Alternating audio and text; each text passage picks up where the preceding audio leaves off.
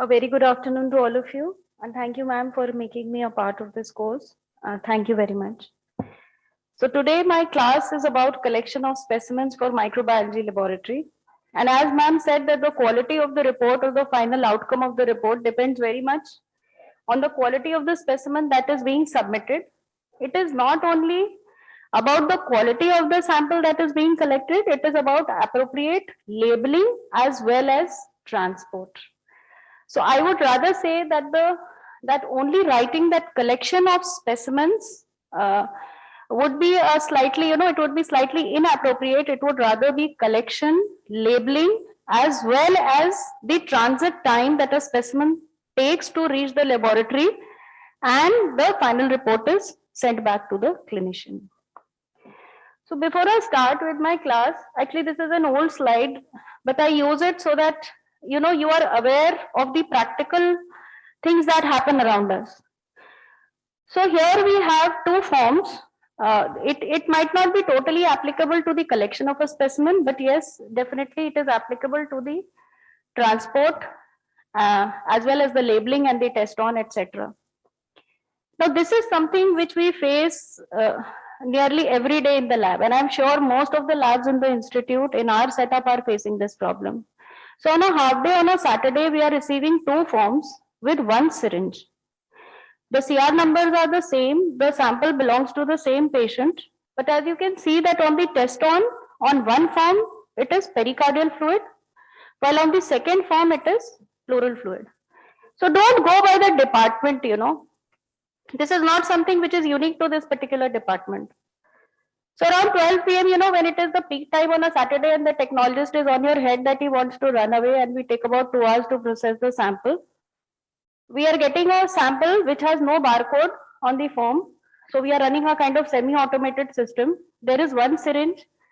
We cannot make out from the label on the syringe whether it is a pericardial fluid or it is a pleural fluid. Okay, so what do we do now? So my resident calls up the particular ward. And we managed to somehow get the CUG of the resident who has raised this form. So now I'm calling up this resident and saying, Doctor, probably you raised up this form. Now, how do we make out whether what kind of a fluid it is? So the resident tells me that, ma'am, you see, I'm busy in the OPD or I have a very sick and dying patient to attend to, and I think someone else has been using my password. So he very nicely is in a panic state because he's from cardiology, and he tells me, ma'am, I'm into an emergency. So can you please call the second SR? So finally we call up the second SR who says he has no clue regarding the patient and he is not posted in the MICU at all. So please call up the third SR. So finally when we get up the third SR, I'm not sure what exactly happened, but the end result was that we had to send back both the forms and the sample back to the MICU for clarification. And we never received any sample on Saturday. What we received, a fresh set of samples on Monday with the same forms, but now yes, it was labeled as pericardial and pleural fluid separately. So see, I've taken a lot of time on one slide, but what I'm trying to tell you is that please make sure that the person who is collecting the form also adequately labels it and make sure that it transits correctly to the lab. So what is the guiding principle? As ma'am said in the beginning only, that if any of us here are dependent upon the microbiology laboratory final report for helping to save the patient or get a better cure or treatment, then the one who collects the specimen not only collects it but also labels the specimen and gets it transported properly to the lab. Then only you may determine the final good outcome of any patient in the ward. So please understand that with this background, you make sure that you guide and instruct your sister in charges. Ultimately, in fact, what happened, I think, was that the sister in charge was able to enlighten us upon that whether, ma'am, it's a pericardial fluid or a pleural fluid. But the point is that we lost about 48 hours in processing a sample. So if it was a routine bacteriology form and the sample would have been inoculated on Saturday, tuberculosis, of course, requires 6 to 8 weeks of culture. But even then, a microscopy would have given some clue, or maybe a rapid molecular test. Just imagine the time that we lost in initiating appropriate treatment or getting a correct diagnosis. What finally happened was that the samples got inoculated on Monday and we had to wait for the report for another maybe 48 to 72 hours. So what are the important questions that you should be asking before sample collection? Are you suspecting an infection? Because by and large, microbiology is about microscopy and drug susceptibility testing and molecular diagnostics. So if you are suspecting an infection, if it is bacterial, whether it is viral, whether it is fungal, tubercular, mycobacterial, or parasitic, and which tests are your priority? So what do you exactly understand by these set of questions? For example, if there is a patient who presents to you with chronic cough, say for 2 weeks or 10 days, and there is a weight loss or fever, or there are some signs of, tuberculosis, and we ask the patient to collect a well-expectorated first morning sputum sample. So by the history and your clinical assessment, you should be able to know whether I should send the sputum sample to bacteriology or I should send it to tuberculosis. Then which tests are your priority? What can a preliminary gram stain or a microscopy result? How can it aid you in initiating empirical treatment or forming a tentative diagnosis? Is an additional culture test wanted in the case of a sputum sample for tuberculosis? Yes, of course, definitely. You can go for a solid culture or you can go for a liquid culture. Then in addition to that, if you think it is an infective case of pulmonary tuberculosis, would you like to go for a molecular diagnostic testing also?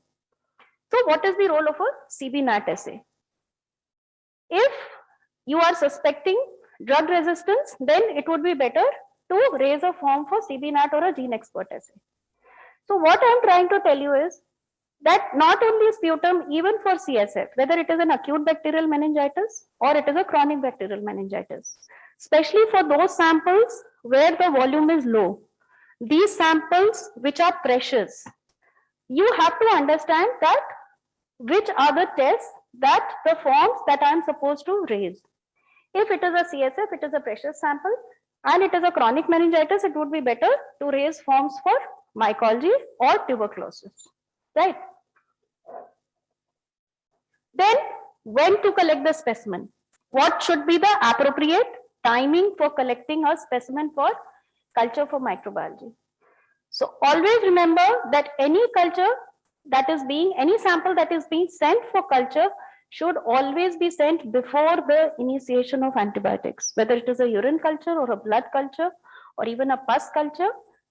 Please remember that timing of collection is important and it should be before initiating antibiotic therapy. How to collect the specimen? Has the specimen been taken from a normally sterile body site? And to avoid contamination. So it is always good to remember that swabs are poor samples. If you have to collect specimens, you please take a sample or an aspirate that is collected in a syringe. Or for a blood culture, which I will be coming to later, a blood culture is always collected with complete aseptic precautions. Then am I choosing the correct container? And the transit time, I said before, to transport as quickly as possible. So what are the two important caveats? Collection of specimens before the administration of antimicrobial agents and prevention of contamination of the specimen with externally present skin contaminants of the body. Then, as I said about containers, because specifically I have to talk about blood cultures, please remember that there are 3 types of blood culture bottles that are available in the department. There is an aerobic vial, there is an anaerobic vial, and there is a pediatric vial as well. Basically, for blood cultures, we have 2 kinds of systems. By and large, it is always preferred to use the automated blood culture system that is available from BD Bactec. However, we do have the manual method also, but the manual method is more liable to contamination. So you can just simply remember that the blue colored vial, the cap that has the blue color is the aerobic vial. The slightly purplish color is now the anaerobic vial, and the pediatric vial for children, which carries about 2 to 5 ml of blood or maybe less than 2 ml of blood, comes in the slightly pink or peach colored vial. Then Do not raise multiple tests on the same order number. Now, even if your test on is the same and you want, suppose you want 2 or 3 ELISAs to be put up from the same blood or serum sample, then please try to raise separate tests for the same order number. Or if there is a common sample and you would like multiple tests, for example, if there's a microscopy and culture, and in addition to that, you want a molecular test also to be done. So try to raise separate forms so that there is minimal confusion in the lab. Then do not raise anaerobic cultures for sputum, tracheal aspirate, and urine. Anaerobic cultures for sputum and tracheal aspirate are wasteful. They only waste the money of the patient. For urine cultures, anaerobic has no value. Normally, automated blood culture system, the bottles which I showed you are for sterile body fluids. So don't think that a blood culture bottle is to be inoculated only with blood. We can get even pleural fluid, pericardial fluid can also be inoculated in it, but not urine. Even though urine is a sterile body fluid, but because most of the pathogens are able to grow on overnight incubation, we do not use a more expensive test for culture of urine. So urine culture can be sent as a routine test. However, for pleural fluid, for pericardial fluid, for blood cultures, we may use the automated culture system. Then do not raise microscopy in blood culture or a very common.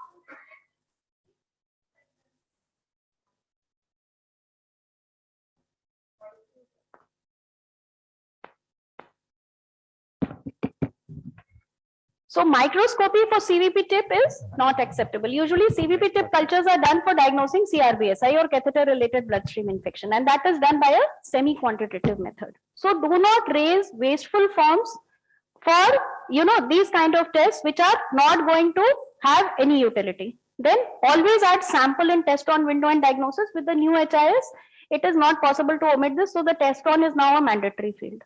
Then use order remarks for additional comments. If there is any additional microscopy or additional test has to be performed, or you would like to add anything to our knowledge, you can use the order remarks section.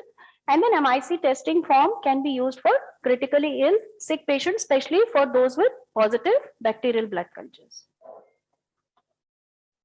Then volume of the specimen. Volume of the specimen, as you know, is critical for especially CSF. Then some of the times, we are asked, you take a swab. As it is, it will give you contaminating flora. And then you ask that, please, from this swab, can we get a culture for TB done? Can we get a mycobacterial culture? Or can we get an anaerobic culture? Anaerobic organisms usually thrive in deep abscesses. So it is better to have an aspirate in a syringe. Transit time for anaerobic cultures is also very important. The transport medium is important. So if you are, if there is an intraoperative sample, if it is a precious sample, it is better to coordinate with the lab. The other common mistake is that if a specimen has to be sent both to the pathology as well as the microbiology, many times intraoperative specimens are put in formalin and then we are asked to do the culture. Please do not make the mistake of putting samples or biopsy samples in formalin and then sending it to the microbiology lab for culture. We cannot perform a culture because the pathogens have all died out. They will not grow for any specimen that has been dipped in formalin. So formalin specimens go to pathology, while specimens have to be put in sterile normal saline to be sent to culture to microbiology. So please remember that if there is a precious sample, if there is an ultrasound guided biopsy, if there is any tissue specimen that you have got and you want to send it for culture, please send it in a sterile culture in sterile vial in sterile normal saline. Volume is crucial for blood cultures, as I will come to that, and TB cultures from especially CSF and urine. Now, TB cultures for urine. Normally for urine specimen collection, I'll come to that slide later and I'll show you the pics also. The collection container for urine and sputum is nearly the same. But that is true for bacterial cultures or fungal cultures. For tuberculosis, we have our own glass container bottles and you have to ask the patient if you are suspecting genitourinary tuberculosis. I hope we have residents from nephrology and urology as well. Is there anyone from urology? No, uro or nephro? Nephro. Okay. So please remember, for genitourinary tuberculosis, you have to ask the patient to collect the first morning voided urine sample, and the volume has to be at least 200 ml. And first 3 days of consecutive morning urine sample have to be sent. So whenever you are raising a form for genitourinary tuberculosis, on test on you have to write day 1, day 2 urine and day 3 urine, and you have to clearly explain to the patient that for tuberculosis, instead of a midstream clean cat specimen that is collected for bacteriology, you have to collect maximum volume of urine from the glass container or any sterile container that has been provided to you. So there is a larger bottle for sending culture for tuberculosis for urine, right? Then what are the other important documentation? Date and time of specimen collection, diagnosis or reason for specimen collection. It helps us to know exactly what we are looking for. Any history of antibiotics or anti-tubercular history, and of course the other the parts that the requisition normally has: the unit, the faculty, etc., the ward, the location of the patient. Now, what are unacceptable specimens? Unacceptable specimens are unlabeled specimens. As I showed you in my first slide, two forms with different testrons, inadequate labeling of the syringe or the container itself. Specimens received in leaking, broken or cracked containers. You please remember that we have a pneumatic tube system also. So though we have a system of a trolley also for inpatients, we have a PTS system also, the blood culture bottles are perfectly fine. The most common misconception about blood culture bottles is that you cannot transport them through the PTS. That is not true. We can send all our blood culture bottles through PTS. The other common misconception is that you have to refrigerate these bottles. That is also not true. In the next slide, I'll just tell you about it. But please remember that leaking, broken or cracked specimens, what will happen? They will contaminate the form also. They will contaminate the PTS system also. And after that, what do? We have to take a fresh printout, and then it is quite biohazardous also. All right. So make sure that the containers that you send the sample in are they leak proof and well capped. Then specimens with apparent visual contamination. If a urine sample has been left in the ward for 4 to 6 hours, then obviously it will become turbid, it will get contaminated. Unpreserved samples received more than 12 hours after being collected. Some of the wards, this happens usually with CSF also. Many times we have come across that even a sample as precious as CSF is received in the ward the next day, to the lab from the ward the next day. And we have to call up, or a form comes without the sample, and when we try to retrieve the sample, we come to know that it is probably still lying there in the ward. So please make sure that transit time is important. There is no visual contamination. And lastly, specimens that are not appropriate for a particular test. Now, specimens that are not appropriate for a particular test. Say if you are sending a culture for throat swab, would you like to raise a routine bacteriology culture form, or would you raise a BACTEC automated form? So please understand that automated culture systems are not meant for swabs or contaminating flora. If you have to send a throat swab, you have to send it for routine culture. If you are sending a urine sample, you have to send it for routine culture. Automated culture systems are important for normally sterile body fluids except urine. For example, blood, pleural fluid, pericardial fluid, that you can send in blood culture bottles. Then about transport, as I said, sterile leak-proof containers. For fluids and syringes, in the era of universal precautions, the needle is removed and replaced with a cap. Please remember, because inadvertent needle stick injury also occurs. We might not be having that kind of reporting about needle stick injuries, but needle stick injuries in itself is a complete huge topic which can be tackled, and it's a very important part of patient safety also, and the healthcare worker safety also. So please understand that if body fluids or pus, abscesses, aspirates are sent in syringes, they have to be replaced with a cap. Then never refrigerate CSF or blood culture if there is a delay in the transport to the lab. Now what happens? There are 2 points. You have to collect the sample before the initiation of antibiotic therapy, and you do not have to refrigerate a blood culture or a CSF. The most common complaint is that we've run out of bottles, we've run out of sample containers.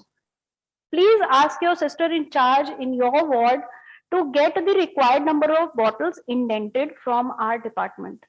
So that if there is any time, any odd hour in the night, you are on night duty and you have to collect a blood culture, you have the bottles available. This was a very common problem in our ICU. However, we have tried to call up the sisters, the residents, and tell them that you can get the bottles, a certain number of bottles indented, and keep it over there so that anytime 24/7, if there is a culture to be collected, you can collect the blood culture and then initiate your antibiotic treatment.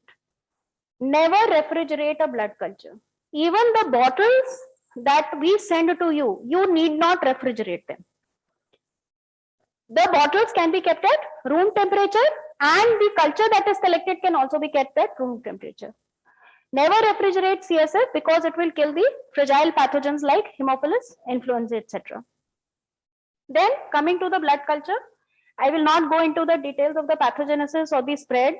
What is a blood culture? We all know that an adequate volume, preferably 8 to 10 ml in an adult, is inoculated into these set of bottles. Always remember what is a set of blood cultures.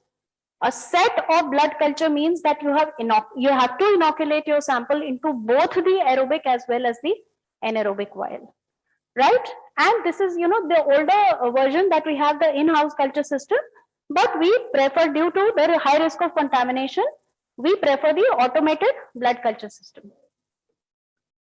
Then inadequate skin preparation or lack of universal precautions, especially hand hygiene, leads to a contaminated blood culture. I'll very quickly go through a video for collection of blood culture, and after that I will just take 2 more minutes to display the slide for urine culture.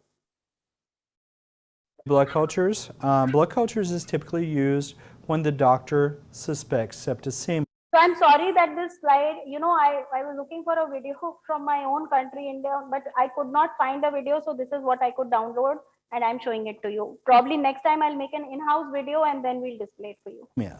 Septicemia is an infection in the bloodstream. What we're going to need to draw our blood cultures is we're going to need our lab bag, obviously. We'll need our tourniquet. With this, we're going to need a winged collection set or a butterfly. We'll need our adapter. We'll need our culture bottles. We'll have one that is aerobic, and we'll also have one that is anaerobic. So please remember that we have to have always a set of culture bottles. So one is an aerobic and the other one is anaerobic, though the color coding for our caps is different. Aerobic means with oxygen, anaerobic means without oxygen. And then we'll also have any other tubes in case there's more samples. We have our gauze. And also please remember that there's an order of draw also. So we know that when we are collecting samples from any patient, there is not just a blood culture that has to be collected, but always remember that your first test that has to be collected is the blood culture, so that the chances of contamination are minimal, right? We'll have our chlorhexidine gluconate, and with this, please remember skin antisepsis. So every step of this video is important. What did they say? Chlorhexidine gluconate. Now what is the percentage of chlorhexidine gluconate? Can anybody tell me? 2. Yeah, so it is 2%. And chlorhexidine gluconate along with isopropyl alcohol forms the optimum skin antiseptic, right? But WHO says, the current recent guidelines say that even 2% chlorhexidine is appropriate. Typically we cleanse the skin with the 70% isopropyl alcohol. So what happened is that in our hospital, we used to get a good skin preparation solution, which was for blood culture collection. Suddenly in our ICU, we started noticing that there were a lot of patients who were growing MR cons.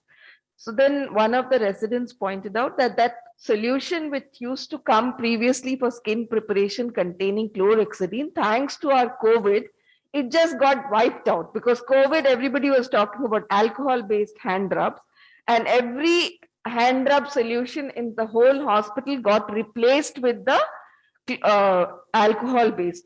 And then we had to literally look through the entire what the pharmacy has, and we found something There are two preparations. One is a 7.5% chlorhexidine. Mind you, that is highly toxic.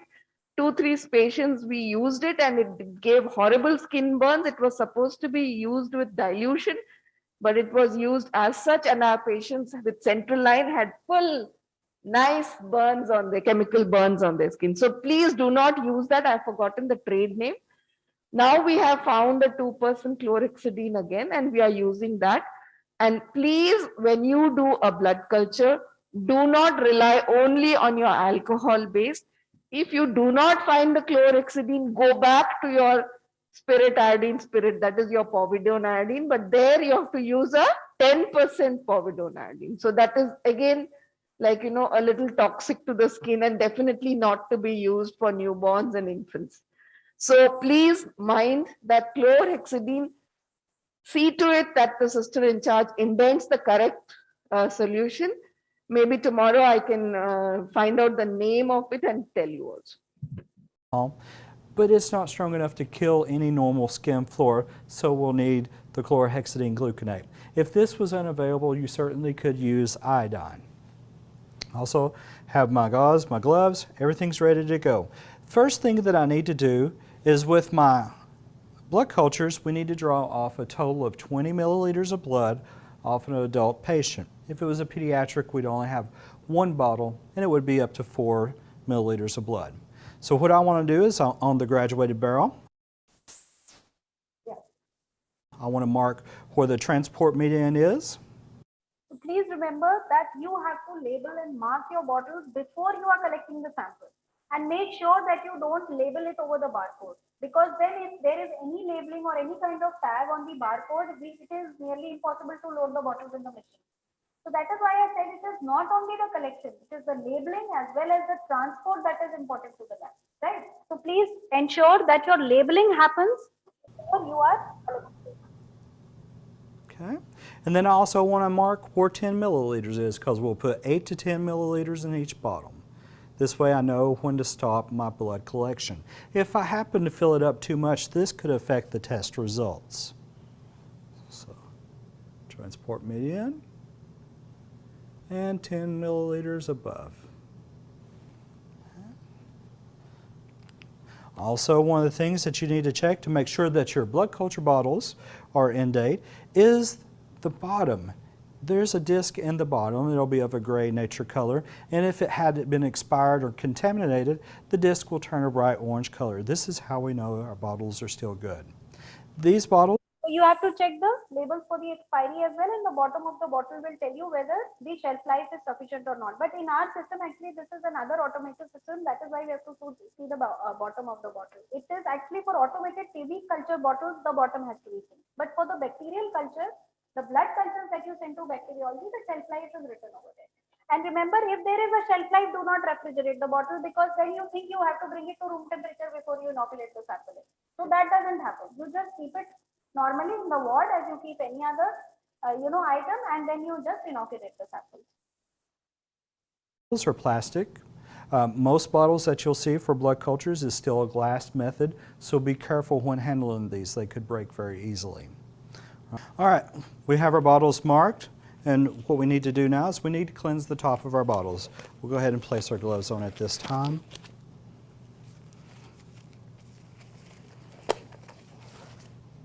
You'll want to pop the caps off your tops.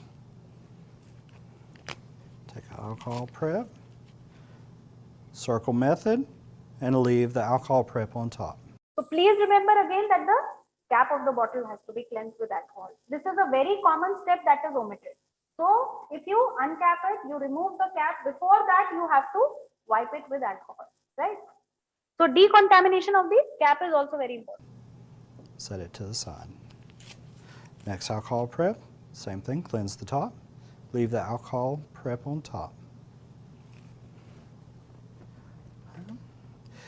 Then we'll want to go ahead and palpate our patient and apply our tourniquet.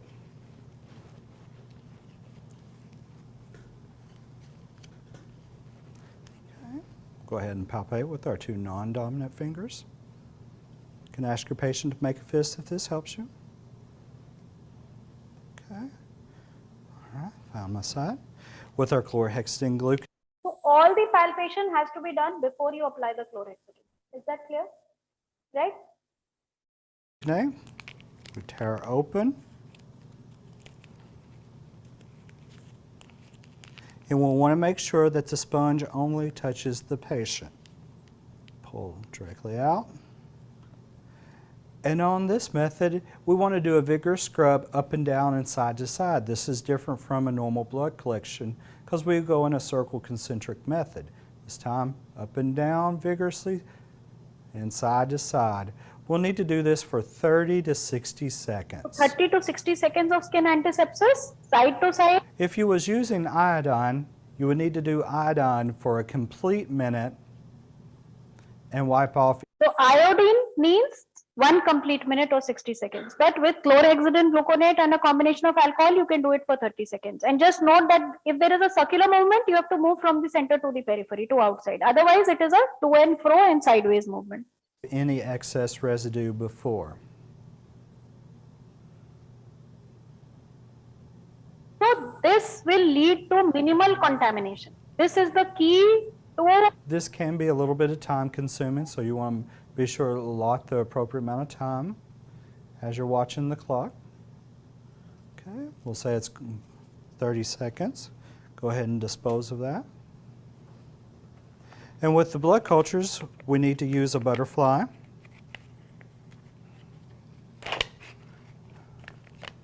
And assemble our needle. And we're also going to use a transfer device from the blood culture manufacturing kit. With this, there's also an adapter in it so we can collect any additional tubes after drawing our blood cultures first. And we'll just screw in the lower adapter. Okay. And we'll want to go ahead and begin with our aerobic first. Aerobic means with oxygen. So the aerobic bottle has to be inoculated first. Though as such, no text or reference says that you should inoculate first. But yes, it is always better to inoculate your aerobic bottle first. But most of the bacterial pathogens are actually facultative anaerobes as well. And most of the time we see that there is good growth in the anaerobic virus. Even with Staphylococcus, Gram-positive, Gram-negative, all kind of common bacteria, multi-drug pathogens. And it is always the set is of advantage because if the same pathogen grows in both, so you are always sure of the organism. Even if it is a coagulase negative staphylococci, and if it grows in both the bottles and the susceptibility pattern is the same, you know that yes, I can rely on the report as positive and it is a pathogen, right? And then our anaerobic second. Okay. All right, anchor your patient's vein. On the count of 3, 1, 2, 3. Have the blood flash.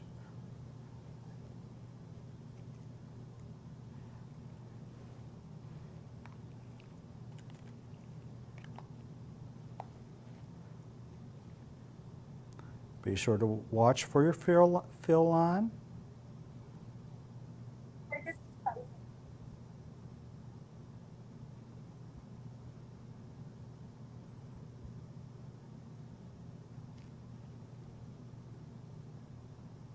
Okay, looks like we have our 10 milliliters in this one.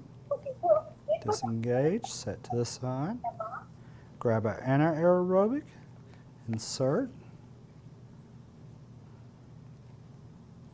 Normally you'll hold on to your butterfly, but it's typically best to let it sit freely since we're drawing so much blood.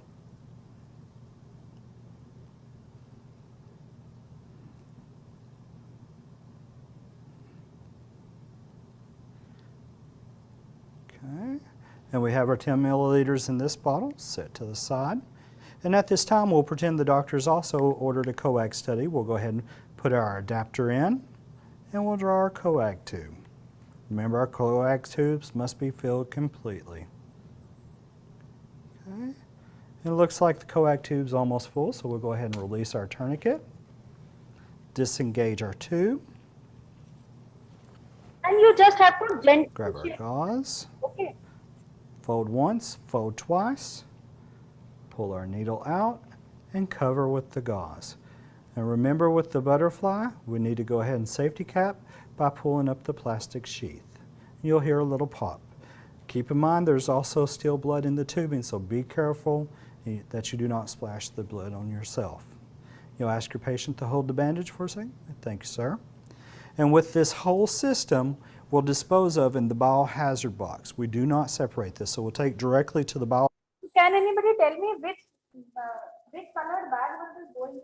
Because this video is taught us about antisepsis, hand hygiene, labeling, collection, transport. Now they are saying that in the end, when you have to dispose this, which biohazard colored bag would you like to dispose of? Can anybody tell me? Red, yellow, black. Red, yellow, blue, white, what? Black? Yellow. How many of you voted yellow? Raise your hand. So no one now go. Oh, please not go for anything, not raise any hand. Red, black, and some of them don't want to dispose it at all. They carry it to their hospitals and home. Just like they carry the shoe covers. Please remember that anything that has to be incinerated only goes into here. So you have to remember the color coding of the bag also. That is what I say. See, it is not only about making a diagnosis or initiating treatment and taking it out. You have to understand right from collection to labeling to transport to disposing of the biohazardous elements. You have to know which color bag you have to use. So red means सारा contaminated waste हो जाता है. So blood and gloves, cotton, ये सब जो plastic waste all goes into this. Contaminated. Whatever is has to be incinerated and is environmentally safe has to go here. Otherwise, we have and sharps के लिए white and blue. ठीक है? तो ऐसे नीले कांच की खिड़की करके याद कर सकते हैं आप. Usually when I go for classes, I tell them students को बताओ कि नीले कांच की खिड़की मतलब जो ग्लास शार्प्स हैं वो ब्लू में जाएंगे और बाकी जो आपके मेटालिक शार्प्स हैं वो व्हाइट में जाएंगे. जो इंसिनरेट होना है वो येलो में जाएगा. जो प्लास्टिक कंटामिनेटेड वेस्ट है वो रेड में जाएगा. और इसके अलावा जितना भी जनरल है वो सब ब्लैक में जाएगा. Okay, so that was out of topic but yet I just thought Very important. it's very important. Typically used when the doctor suspects septicemia. Septicemia completely. And cover with the gauze. And remember, with the butterfly, keep in mind there's also still blood in the tube. You'll ask your patient to hold the bandage for a second. Thank you, sir. And with this whole system, we'll dispose of in the biohazard box. We do not separate this, so we'll take directly to the biohazard box and drop in.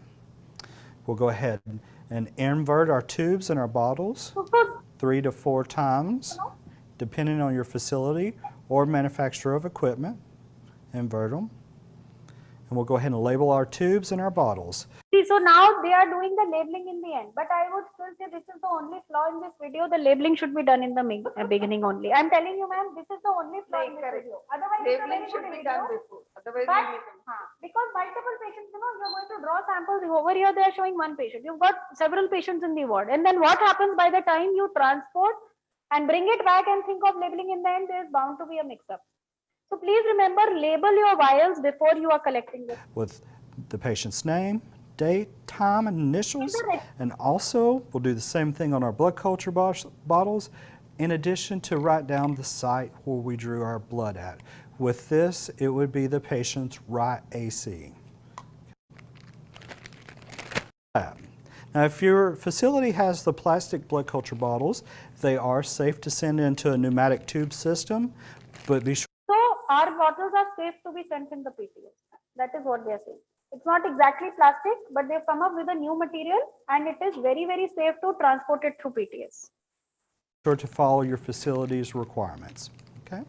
And at this time, we'll go ahead and bandage up our patient with the tape and thank our patient. So I think that's about all. I'll just take 5 more minutes.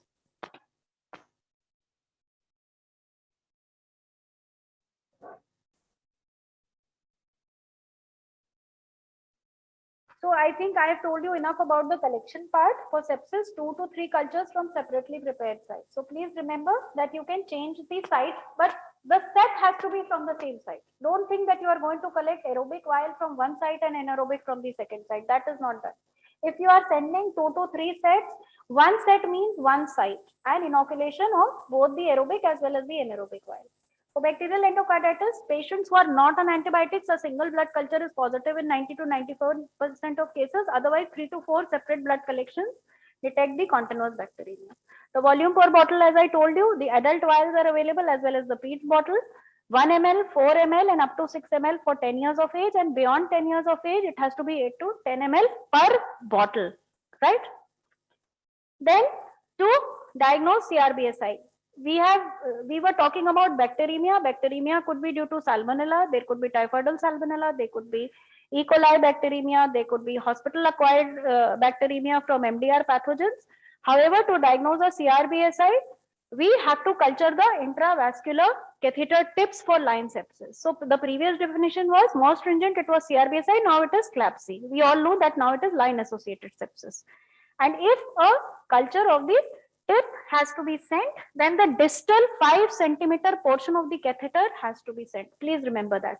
If it is possible, you can put it in sterile normal saline if you are suspecting from some delay. Otherwise, only the tip has to be sent as quickly as possible.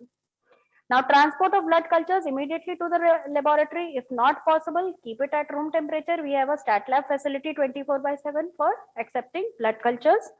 Or if there is a simple incubator, BOD incubator at 35 to 37 degrees centigrade, never refrigerate blood culture bottles or CSF. Now, just very quickly coming to the diagnosis of urinary tract infections and collection of urine samples. So there are 3 ways in which we can do that.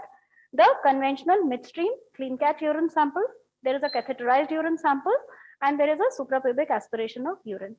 So for the clean catch midstream urine collection, we have to teach the patient to aseptically correct it. The labia or the foreskin has to be retracted, separated, and then mild soap say you have to cleanse the local area. The initial some milliliters of urine has to be voided, and then the midstream portion without stopping the flow has to be collected aseptically into a wide mouth sterile container.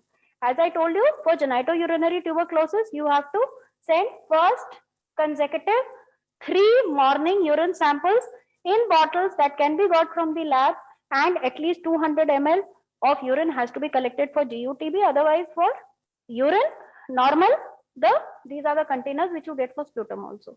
So sterile, leak proof, wide mouth containers usually do not delay the transport of urine samples. We inoculate urine both in the forenoon as well as the afternoon. So within 2 hours or even within 1 hour, your sample gets inoculated for urine culture.